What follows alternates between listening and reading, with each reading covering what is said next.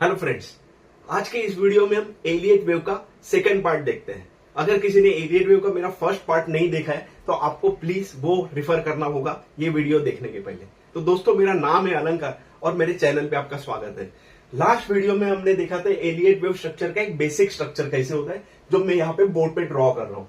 जैसे कि ये आपकी वेव 1 हो गई, वेव 2 जो इसको करेक्ट करेगी, फिर wave 3, wave 4 and wave 5 and then A, B and C. तो आपकी ये वेव 1 हो गई, वेव 2 हो गई, 3, 4, 5, ए, बी एंड सी। अब एलियट वेव के तीन बेसिक प्रिंसिपल्स क्या है कि आपका जो वेव 2 है ये वेव 0 के नीचे जाना नहीं चाहिए।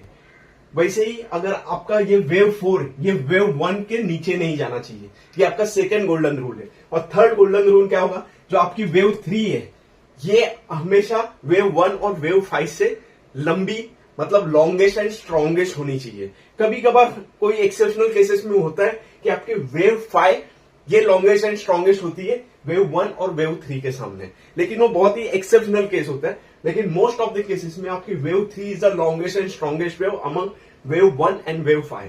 अब ये तो बेसिक स्ट्रक्चर देख लिया, लेकिन ये वीडियो में हम ये वेव्स के अंदर का इंटरनल स्ट्रक्चर देखेंगे। तो जैसे कि ये 8 वेव्स का स्ट्रक्चर है एलियट वेव, ये 8 स्ट्रक्चर में से 5 वेव्स जो है वो इंपल्स वेव्स है और जो 3 वेव्स है वो करेक्टिव वेव्स है। तो wave 1, wave 3, wave 5, wave A and wave C, all these waves are impulse waves. Impulse waves means जो डायरेक्शन में जा रहे हैं, जो आपके प्राइमरी ट्रेन के साथ जा रहे हैं, इसको इंपल्स वेव बोलते हैं। और जो इंपल्स वेव को करेक्ट करते हैं उसको करेक्टिव वेव्स बोलते हैं। तो यहाँ पे wave 2, wave 4 and wave B, all 3 waves are corrective waves. अब हम इसका इंटरनल स्ट्रक्चर समझते हैं। हमें इसे याद रखना है, इंपल्स वेव में 5 वेव का स्ट्रक्चर होता है। जैसे यहाँ पे वेव 1, 2, 3, 4, 5 ये 5 वेव का स्ट्रक्चर है, वैसे हर एक इंपल्स वेव में 5 वेव्स का स्ट्रक्चर होता है। एक्सेप्शनल है वेव ए। कुछ केसेस में वेव ए का 3 वेव का भी इंटरनल स्ट्रक्चर हो सकता है। इसके बारे में हम आगे की वीडियो में बात करेंगे। और हर करेक्टिव वेव्स का 3 वेव का स्ट्रक्चर होगा, ए, बी एंड सी। जो यहां पे दिख रहा है ए, बी एंड सी, ये आपका इंटरनल स्ट्रक्चर होगा हर करेक्टिव वेव्स में।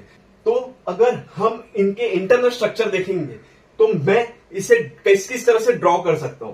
तो अगर मुझे वेव 1 ड्रॉ करनी है तो वेव 1 इस तरह से ड्रॉ होगी, वेव 1 ऑफ 1, 2 ऑफ 1, 3, 4 एंड 5। यहां पे जाके मेरी वेव 1 खत्म होगी।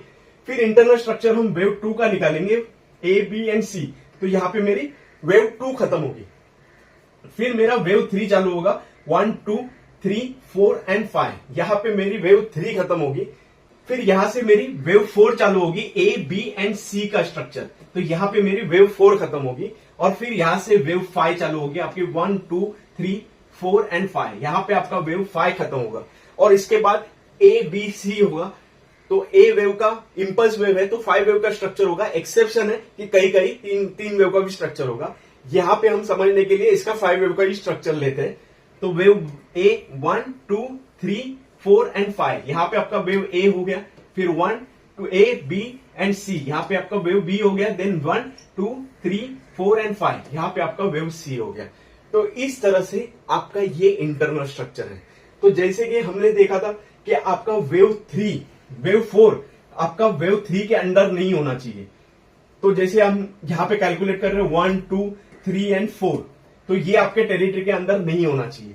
लेकिन कभी कभार क्या होता है कि आपके ये वेव 1 बनने के बाद वेव 2 बनती है और उसके बाद वेव 3 इतनी ही ऊपर जाती है और वेव 1 का जो टॉप है वो तोड़ती नहीं है। और यहाँ पे ये वेव 2 बनी, यहाँ पे वेव 3 बनी, लेकिन वो बहुत ही शॉर्ट हो जाती है और उसके बाद ये वापस नीचे आती है। लेकिन ये वेव 2 का भी लो नहीं तोड़ती। और इसके बाद आपकी ये वेव लंबी वेग बनती है जो वेव 1 का हाई तोड़ के ऊपर की तरफ जाती है और फिर वापिस ये थोड़ी नीचे आती है और ये वहां पे लंबा और एक रैली लेती है। तो इसको हम बोल सकते हैं कि इंटरनल स्ट्रक्चर ऑफ वेव 3। तो यहाँ पे हमारी जो प्रोबेबल काउंटिंग है, हम यहाँ पे इस तरह से इसको रॉन्ग काउंटिंग नहीं कर सकते कि ये मेरी वेव 3 यहाँ पे कंप्लीट होगी और ये मेरी वेव 4 है। तो गलत हो जाएगा, क्योंकि आपका वेव 4 कभी भी वेव 1 के अंदर नहीं होना चाहिए। तो आपकी काउंटिंग क्या होगी कि this is the wave 1 of wave 3, 2 of wave 3, 3 of wave 3, फिर नीचे आएगी 4 of wave 3, and then 5 of wave 3। और इस तरह से आपको काउंटिंग करनी पड़ेगी। इसके बाद जो आपकी वेव 4 होगी वो यहां तक आएगी, ये वेव 1 के टेरिटरी के अंदर नहीं आएगी, वेव 4, और यहां से फिर वेव 5 आपकी बनेगी। तो इस तरह से हम इंटरनल स्ट्रक्चर करके देख सकते हैं। तो दोस्तों आगे की वीडियो हम एलियट वेव का और एक एपिसोड लेके आएंगे। तब तक के लिए गुड बाय।